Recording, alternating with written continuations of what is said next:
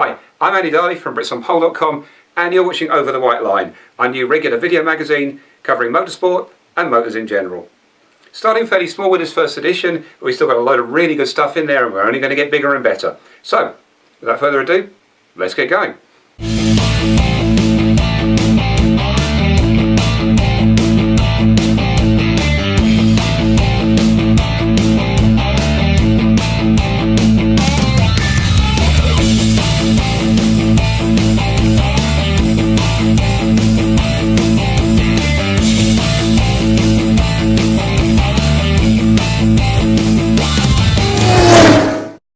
So we start with a roundup of recent motorsport news.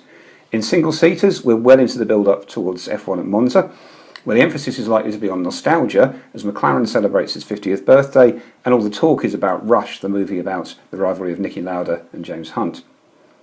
The weekend just gone saw the IndyCars run a demolition derby on the streets of Baltimore, where Simon Pagenaud won as the last man standing. And the World Endurance Championship visited Sao Paulo in Brazil, where Audi reigned supreme. And later on we'll hear from runner-up Alain McNish about his race. A week earlier, F1 had been in Spa and the IndyCars were in Sonoma, where there were Brits on pole in both races, Lewis Hamilton and Dario Franchitti, but each of them could only manage to finish third. A pretty dull F1 race was hit by protests at the end, while in California the controversy came in the pits, where Scott Dixon was penalised for clipping a meandering mechanic belonging to Will Power, and there was also a great comeback drive from Justin Wilson. And later on we've got Alexander Sims on the show to discuss the controversies of that weekend from a driver's point of view. And he has a pretty good reason to remember that weekend happily, as he was one of 3 British winners in the support races at Spa for Formula 1. He triumphing in GP3 while Sam Bird and James Collado took the honours in GP2. But first, courtesy of Audi, here's Alain McNish's reaction to his podium. After a good start for both of the Audis, our main competitor, the Toyota, obviously went out, at which point I was controlling the race quite easily and pulling away from both Marcel and the Toyota. After that, unfortunately for us, it went a little bit backwards. We had a problem with the wheel which caused 2 penalties, which effectively put us out of any contention. So after that, we were just on a recovery drive to gain as many points as possible for the championship. But congratulations to Audi, because we came here after having a difficult race last year, and I have to say I think they've done an excellent job in getting the R18 e-tron Quattro to the speed and consistency they've got today. And now I'm really pleased to welcome Alexander Sims onto the show. Alexander's racing in GT, he's a former single-seater star, he's been guesting in single-seaters this year, and he's also a past winner of the McLaren Autosport BRDC award, and I never do get all those in the right order, but it does mean that he was the best young British driver for his year. He's here to talk about the events of the recent races from the point of view of a driver and how a driver sees it differently from how the rest of us might.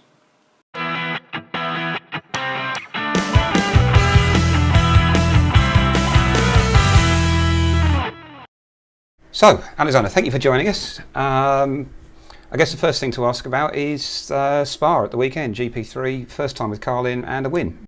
Yeah, it was fairly unexpected, to be honest. I was in Greece on holiday at the time and had to fly back and get my kit and head over to Spa. So not the best preparation in the world, but nevertheless we went into the weekend just looking to enjoy it and get best result possible. And yeah, I didn't really expect to win the race and be as fast as we were, but thankfully everything went smoothly and we didn't have any major hiccups or anything and got the win. For most of what you've been doing this season, though, it's not been a single-seater, it's not been GP3, it's been GT racing, hasn't it? Can you tell us a bit about that?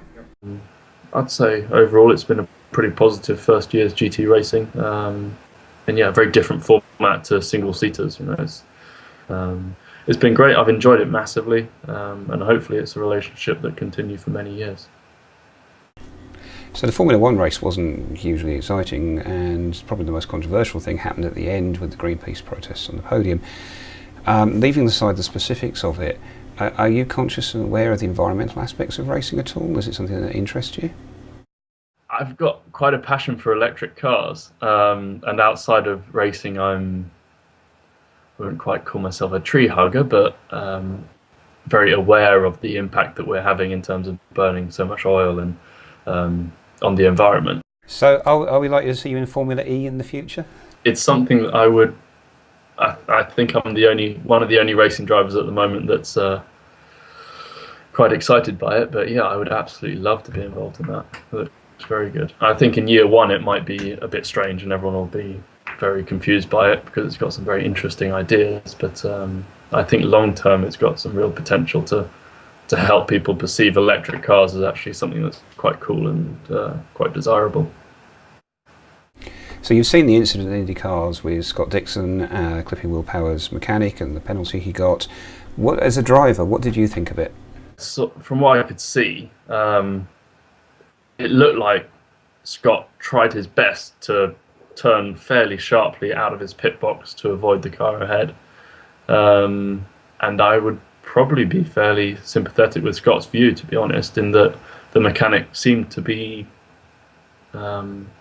just strolling and walking around the edge of Will's Power's car, not really realizing. Well, it's pretty obvious that there's a car behind trying to get out, but it's as if there wasn't. So I'm fully sympathetic with Dixon's view on that.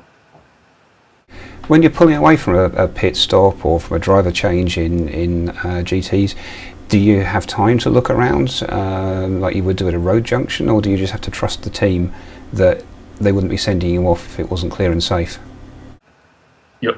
Personally, I'm absolutely trusting the team's decision to let me out and that it's clear for me to go, and just focusing solely on what I've got to do as a driver to pull away effectively and get back on the racing line and up to speed. You don't have the visibility to be able to check your mirrors, signal and maneuver.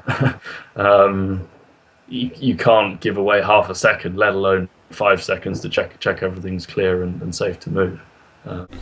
Also at Sonoma, Justin Wilson we saw get knocked to the back in an incident that was completely not of his own doing. He finished second in the end, so obviously he was able to fight back. But how do you get you into a new mental place after that happens? I mean, most of us would just want to sort of scream and wave our hands in the air. Yeah, it doesn't help too much in that situation. Occasionally, I'd actually say that it probably takes a bit of pressure off because, it wasn't your fault, it's something that's just out of your hands. And then it's just a case of, right, there's no expectation really, get on with the job. And sometimes you actually, pull back something quite remarkable. And obviously Justin did that at the weekend. Well, I could go on talking all day, but I think we've pretty much run out of time here. So, Alexander Sims, thank you very much. No problem. Thank you very much. That's great. And finally, a roundup of what's going on the internet. Hi, I'm Jerry Parker and welcome to our roundup of what's happening online in motors and motorsport.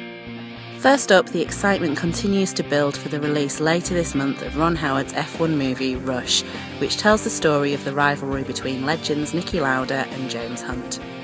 Feedback from advanced screenings held for the F1 community suggests it's a must-watch. In this blog post, journalist Will Buxton puts it top of a list of his all-time top 10 racing movies.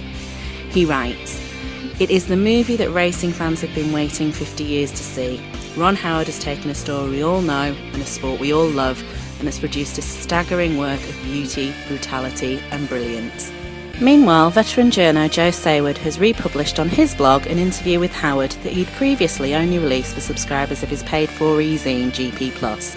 In it, Howard explains why he overcame his initial misgivings to cast Chris Hemsworth as Hunt. He just had a kind of relaxed sexuality and charm and seemed to understand the character. Chris is a surfer, and while James was not a surfer, he had an almost Californian surfer feel, and I think Chris knew how to relax into that feel. And if you want to join him in that feel, the official McLaren online store is selling a collection of James Hunt items as part of its Inspired by Heritage 50th anniversary collection.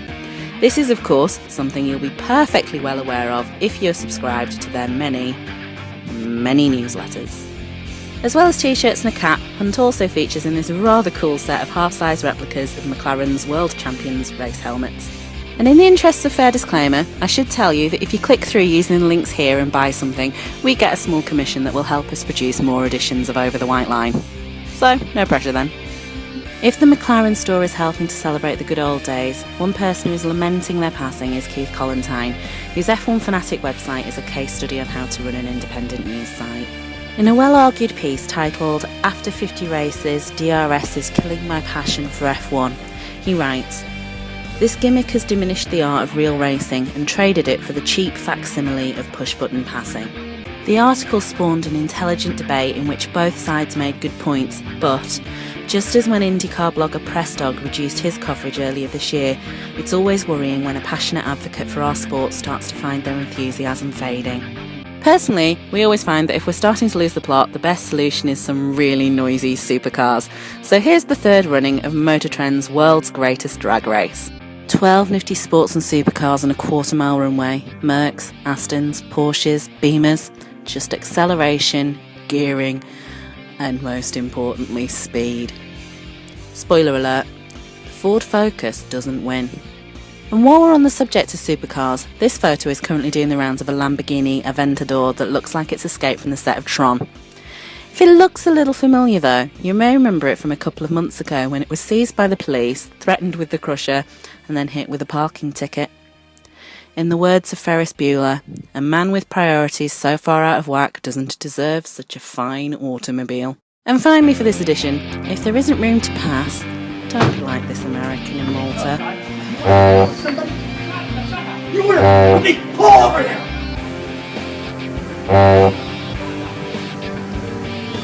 Pull over!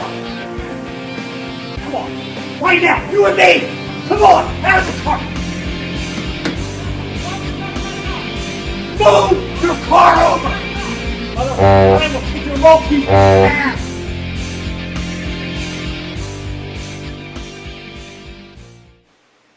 So there you are, the first edition of Over the White Line from BritsOnPole.com. We hope to be back in a fortnight's time, although that does depend a little bit on whether I can lug a camera around after knee surgery, which I've got coming up in a day or two. But what you can do in the meantime, you can follow us on Twitter, you can follow us on Facebook, and you can subscribe on YouTube. There should be a button down there if you're watching this on YouTube. That would be really, really helpful to us. And also we'd like to hear your views or see your views about Monza, about the Rush movie, about anything to do with motorsport. Just take your camera, do yourself a little selfie video and send it to the email address that should be appearing on screen even as I speak. 5-6 seconds and we'll edit those into the next bulletin. Till then, I'm Andy Darley and I'm off.